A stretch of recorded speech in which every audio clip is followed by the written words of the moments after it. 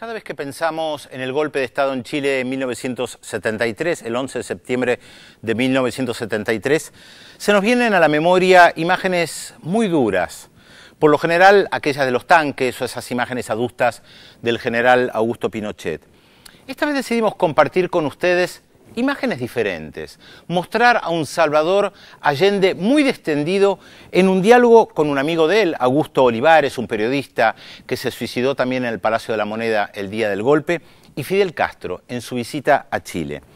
Allende asumió el 4 de septiembre de 1970 y poco más de un año después Fidel Castro llegó en una visita oficial a Chile y se quedó casi 3 semanas y recorrió el país de punta a punta.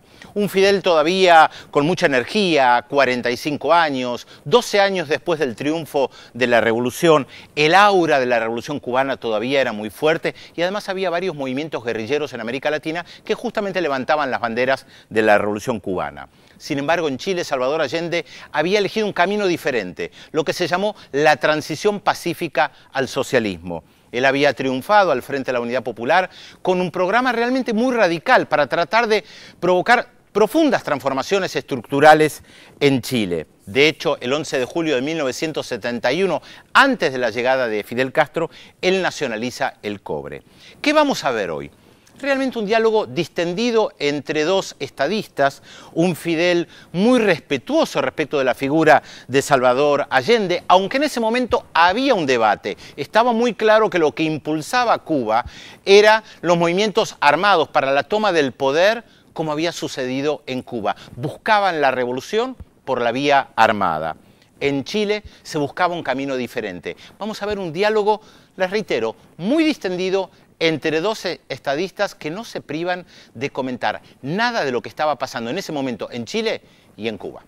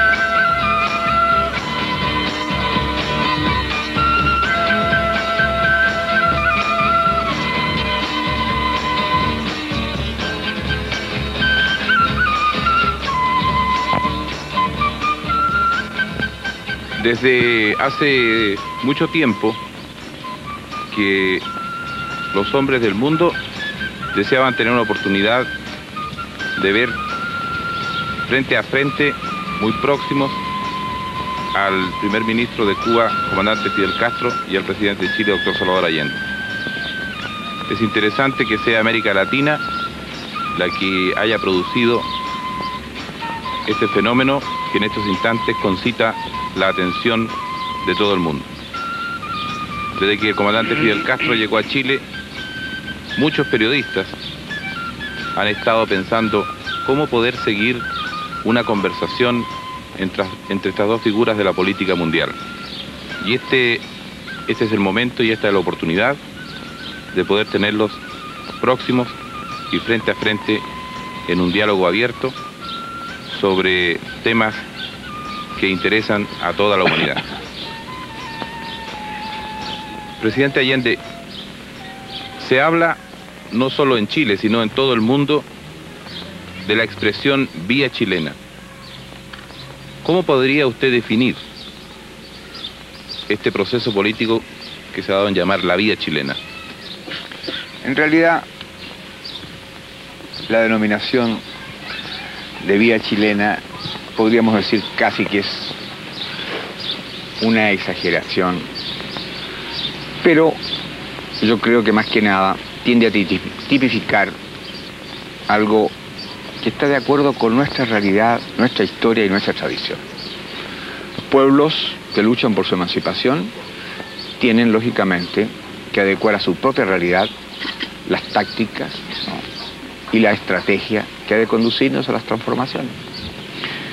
Chile, por sus características, por su historia, es un país en donde la institucionalidad burguesa ha funcionado a plenitud y en donde dentro de esta legalidad burguesa el pueblo sacrificadamente ha ido avanzando y consiguiendo conquistas, ha ido concientizándose, ha ido comprendiendo que no es dentro de los regímenes capitalistas ni del reformismo en donde Chile podrá alcanzar la dimensión de país dueño de su independencia económica y capaz de llegar a niveles superiores de vida y de existencia. Hay que considerar entonces que Chile tiene condiciones diferentes a otros países. Quiero, por ejemplo, destacar que el Congreso chileno ha tenido 160 años de ininterrumpido funcionamiento. Quiero hacer ver que las Fuerzas Armadas chilenas son Fuerzas Armadas profesionales, que a lo largo de nuestra historia han estado al margen de una acción política propiamente tal. Por último, y es lo más importante, la clase obrera chilena ha tenido una participación activa, ha tenido una participación directa en la formación de una conciencia y en las luchas populares. Hemos dicho que la revolución chilena la haremos en pluralismo, democracia y libertad. Cada uno de estos aspectos habría que profundizarlo y tú comprendes que es imposible. Sin embargo, el factor fundamental es y será siempre la clase obrera y su unidad. Comandante Castro, respecto a lo que plantea el presidente Allende, ¿hay interés permanente de profundizar en cómo se produce la incorporación de la clase obrera y cómo entra la clase obrera como protagonista en el proceso de la Revolución Cubana? Nosotros hemos definido este problema de esta forma. La lucha armada guerrillera que inició un reducido grupo de hombres fue algo así como un motor pequeño que permitió arrancar el gran motor de la historia, que son las masas. El movimiento obrero en Cuba, durante los últimos gobiernos, tanto el gobierno corrompido de Perío como el gobierno tiránico de Batista, estaba controlada por dirigentes oficiales que virtualmente habían tomado por asalto a los sindicatos, asesinando dirigentes comunistas y dirigentes obreros honestos. En esa situación, cuando triunfa la revolución, había una situación muy especial. No había dirección oficial obrera, pero había un apoyo total y absoluto de la clase obrera al movimiento revolucionario, que es un movimiento que se gestó con obreros y campesinos. Nuestros soldados guerrilleros eran hombres de la zona, campesinos y trabajadores y obreros. Y algunos intelectuales, o que pudiera llamárseles intelectuales por su procedencia o por su condición de haber estudiado en la universidad, que éramos nosotros, algunos de nosotros, no todos. En esas condiciones nuestro movimiento, que era un movimiento genuinamente revolucionario, se ganó el apoyo total de la clase obrera. Y así, al final de la guerra, en un momento crítico, mediante una estación de radio y sin contar con ninguna dirección organizada, se paralizó en cuestión de minutos a todo el país, mediante un llamado del ejército rebelde a través de sus emisoras radiales. Y eso fue en un momento en que ellos trataron de hacer una maniobra, un golpe de Estado a última hora, un factor decisivo en el aplastamiento de Batista y en impedir que se pudiera hacer ningún tipo de maniobra. Es decir, fue factor decisivo en la toma del poder en ese minuto. Y claro, después del triunfo de las armas, la clase obrera pues se organizó, se preparó y constituyó el baluarte, constituyó la masa de combatientes. Mientras nosotros por un lado continuamos desarrollando nuestro pequeño ejército, que llegaron a convertirse en poderosas fuerzas armadas, al mismo tiempo, en caso de lucha, en caso de agresión al país, lleva detrás todo el pueblo organizado, encuadrado en sus unidades militares, de manera que nosotros podemos decir que en nuestro país todos los obreros son soldados. Y también a la vez, como no hemos visto, en la necesidad de tener muchos hombres sobre las armas, y esos hombres en determinado momento tienen que participar en la producción, decimos también que todos los soldados son obreros. Presidente, la clase obrera, de acuerdo con las dos respuestas de ustedes, pasa a ser el elemento protagonista dentro del proceso. Hay un elemento, el escenario. ¿Usted podría hablarnos un poco de la tradición chilena, de la tradición de lucha y del estilo del país? Claro. A propósito, ahí se oyen algunos gritos que son de mis vecinas. Al lado hay un colegio de Sagrado Corazón y quieren verte. Bien, para contestar la pregunta de Augusto Olivares, quiero decirte, Fidel, que lógicamente Chile tuvo, por las características mismas de su régimen, la posibilidad de que la clase obrera se organizara. Nació el movimiento obrero chileno en zonas controladas por el imperialismo, de ahí que siempre tuvo una conciencia antiimperialista. En el Salitre, Luis Emilio Recabarren fue el organizador, el orientador, el dirigente de la clase obrera. Y las luchas del proletariado chileno en el campo sindical llevaron muchas veces, como en la mayoría de los países también, a la represión violenta. Sin embargo, se superó y logró, a partir de 1939, unificarse en la Central Única de Trabajadores. Pero antes, los campesinos y los obreros habían formado sus partidos de clase. Así tenemos nosotros que el Partido Comunista es el más antiguo de América Latina, uno de los más antiguos del mundo y, por cierto, en relación a la población, uno de los más poderosos. De igual manera el Partido Socialista, un partido de clase, un partido marxista, que teniendo puntos discrepantes en aspectos internacionales algunas veces, ha mantenido con el Partido Comunista no solo un diálogo, sino un entendimiento para encarar juntos los problemas esenciales de Chile. De allí que desde 1951 el Partido Socialista y el Partido Comunista empezaron a caminar por el sendero de un proceso de clase y con la decisión de hacer posible un vasto y amplio movimiento que permitiera los cambios estructurales de la vida chilena.